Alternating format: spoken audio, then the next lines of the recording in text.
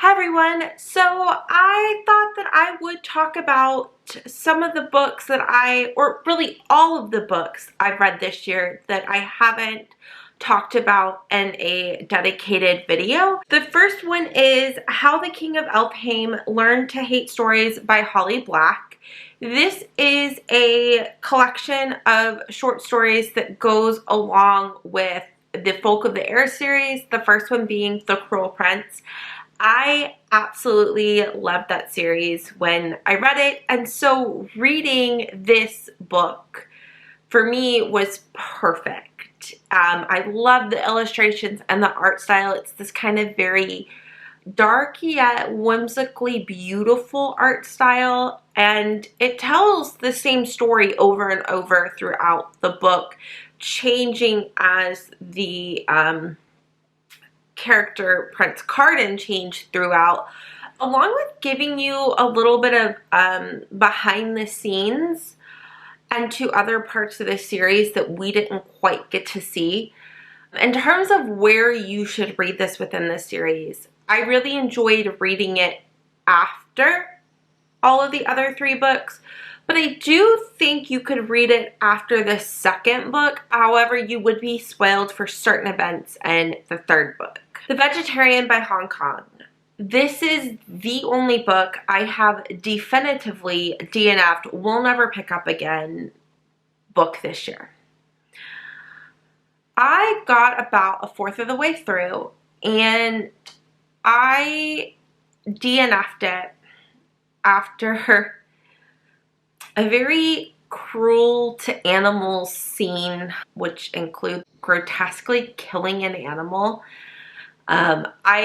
I just couldn't anymore. I was sick to my stomach. I didn't want to do anything else that day. It was horrendous. I picked this book up thinking that it was going to be this discovery book into a character who was discovering or going on a journey to be a vegetarian. And while that might somewhat be the case, I found that the perspective that I was reading was not of that character. I don't know if she gets a perspective later in the book. If so, that would not in any way, I think, redeem this book for me. But the main character is her husband, who I'm going to use the word marital rape to describe a scene in the book. I already at that point was pretty far off of like completing it, but I continued thinking there was going to be some sort of discussion about the damage that does, and a greater look into mental health, and maybe the book does, but it was just so grotesque and so violent, and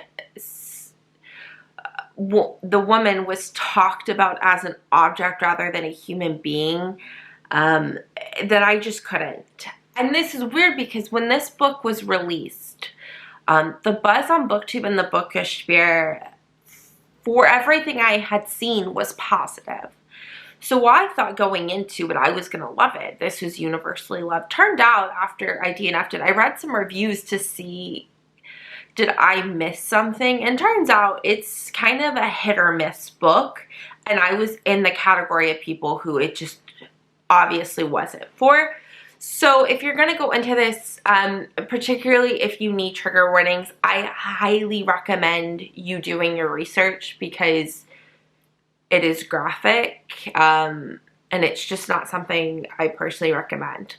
On to a happier note, Chlorine Sky by Mahogany Browne. This is one that I actually want to buy a copy of and donate to like a free little library in a zip code with either high foster care, an area where there is a higher incarceration of parents, and even an area where the area is predominantly people of color, because I feel like this book, following a main character and her discovering her journey, that being herself is enough. She doesn't have to live up to anybody. She doesn't have to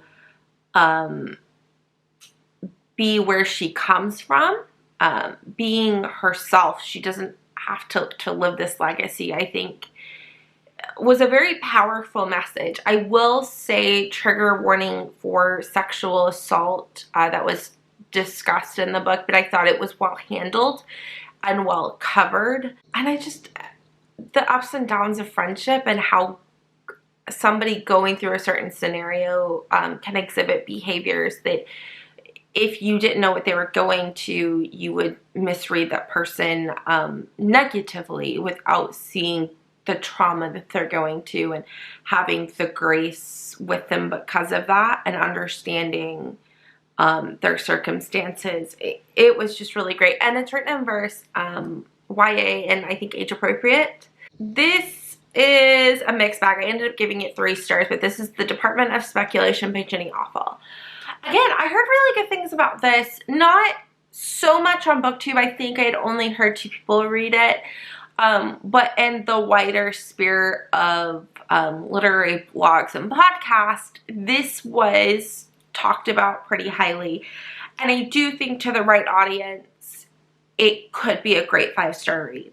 This book essentially is written in like short snipped vignettes, and it follows the person who's writing. It's the woman in the relationship. She's married to a man, and it chronicles their relationships, the ups and downs of marriage. I guess this is a spoiler, but the book isn't spoilery, but a woman dealing with an affair and deciding whether or not she wants to move on from a relationship, how that happens, the pain that comes with that, and when a kid is in the mix, dealing with that and figuring out kind of those next steps, and whether there is anything left to repair. And just a woman in going through life in a professional world that is made for men. It just didn't go deep enough for me, and I think maybe it was the style of that it was in vignettes, and I think maybe I would have liked it better if it was in prose and I wasn't getting these snippets. Then this is my most well-loved book. This does beat out Chlorine Sky, and this is The Ivies by Alexa Donne. It was not a 5-star read. I have not had a 5-star read that was not a reread for me this year. But this is Alexa Donne's first foray into YA thrillers, and I gave it 4 stars. It follows a college admissions scandal. I wouldn't necessarily call it scandal, but college admissions scandal. At a very elitist and expensive boarding school for children coming from wealthy backgrounds. And their determination to get into the Ivy Leagues, or the US's top 25 colleges.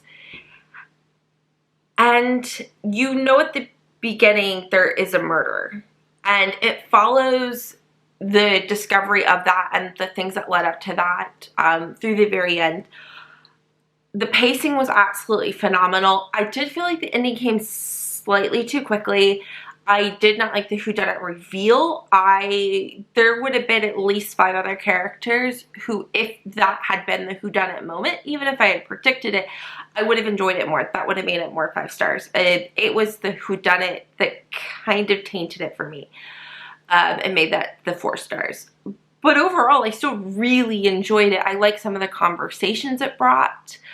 Talking about some of the realities and the pressure that goes along with that journey and those expectations that are set on essentially still children, teenagers.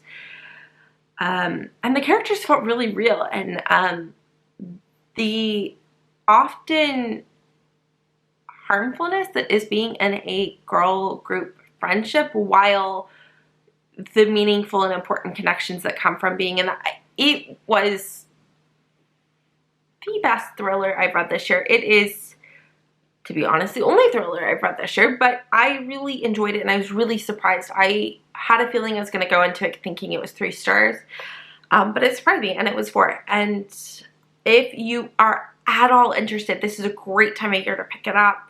Spooky season, back to school, and the setting of a northeastern New England set boarding school. It's great for October, November.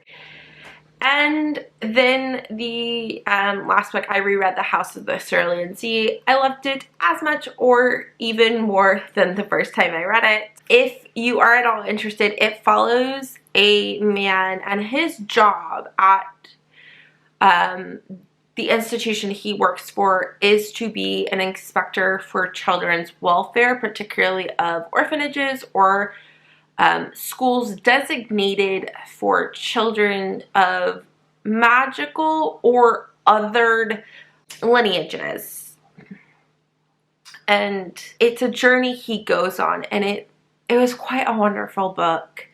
If you're wanting some twists and turns, they're in there, but they're predictable, but that in no means lessened the effect of the book for me. I absolutely loved it. I loved the message. I love the setting. It's so vivid and wonderful. And yeah, those are the books I've read recently, and I will talk to y'all later. Bye, y'all.